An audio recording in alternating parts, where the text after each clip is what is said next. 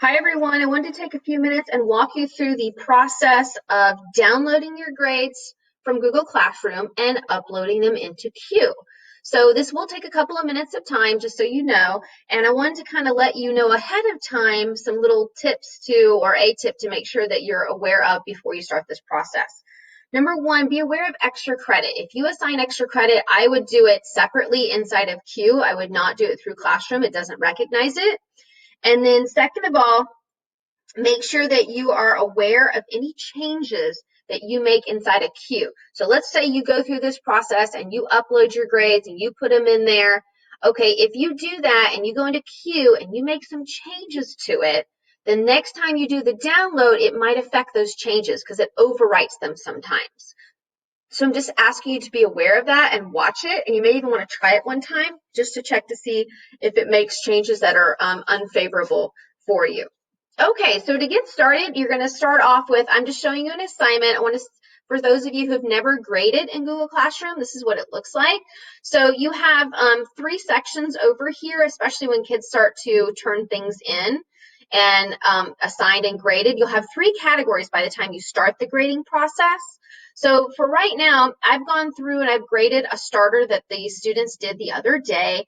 I've assigned every student a grade. And fortunately, this is one that I made sure everybody turned in, so I don't have any sitting in the turn-in pile. What these three piles mean is the following. The one on the left, turned in, means that it's waiting for you to grade it. Side note, you cannot do this process until you've graded everything that can be graded, okay? You may have some kiddos over here in the assigned section, meaning those are kids that have not done the assignment, so it has not been turned in. Those you can still work with. So if you have a number right here other than 0, then you can still do this process because it'll upload it as a missing grade, which, happens to us a lot. But just letting you know, if this is a real number right here, then you're more than welcome to still go through this process. And then this is your graded pile. These are the ones that have been officially graded, and these have been returned to the students. You'll see there's a button up here that says return, and mine is grayed out.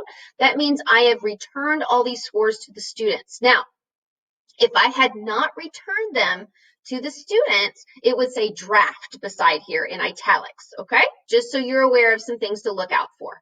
All right, so what I'm going to do is I'm going to go up here to the right-hand corner. You'll see this little wheel. You click on the wheel and you say download all grades as CSV. Please do not choose the bottom one. That one does not work correctly. So you have to choose this one, and then I'll show you how to fix it, okay? So you do download all grades as CSV file. Now, once it downloads, you'll see it pop up down here in the bottom left-hand corner. I click to open the document, and then you see a bunch of stuff come up, and you're like, oh my gosh, I don't think I did something right. Well, you did. You did it correctly. What you want to probably do is spread columns A, B, and C out past the email address. You can kind of see what you have to work with. What it's done is it's downloaded all of the grades that you have so far inside of Google Classroom. What you want to do is you want to get rid of the ones that you don't want to upload right now. So for me, I only want to do this latest one, which is right out here.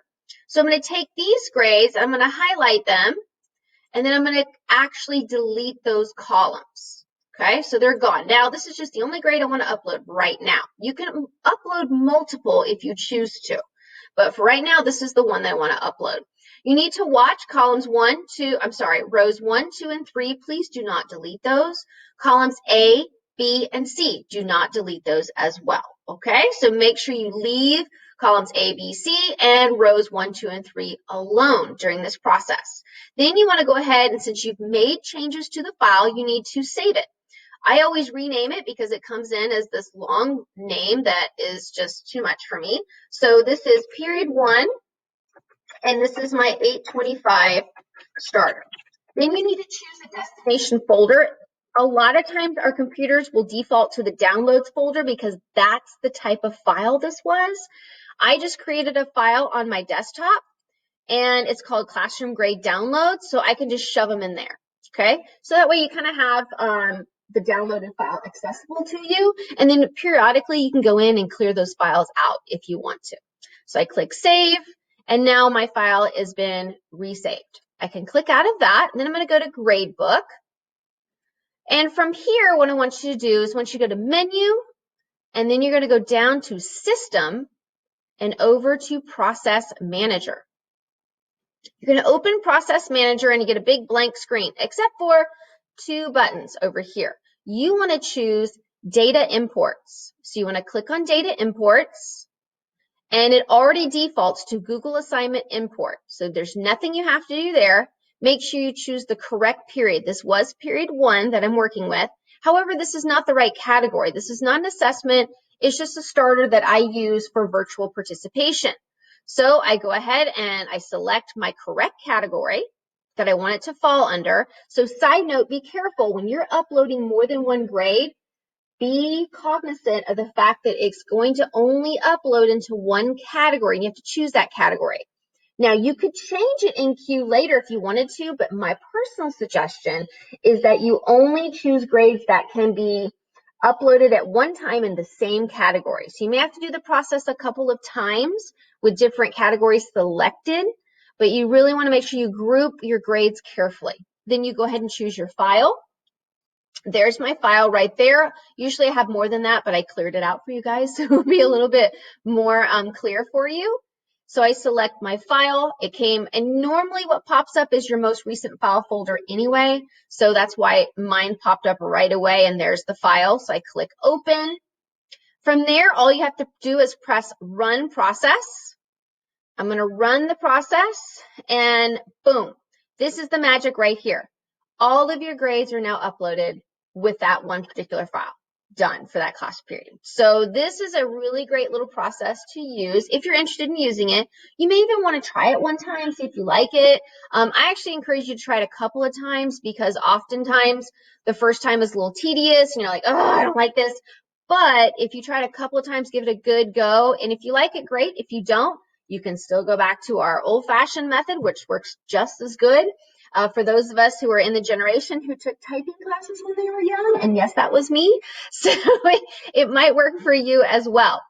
Just to check everything, I'll go over and I'll go to my grade book and show you real quick what it looks like. So here's my grade book, and there it is right there. Starter on 8/25, and then I check, and yep, everybody's there, so it uploaded correctly. Okay, so that's just a little overview of downloading your grades from Google Classroom and then re-uploading them into Q. Hope you like the process, and I hope it helps. Have a great day.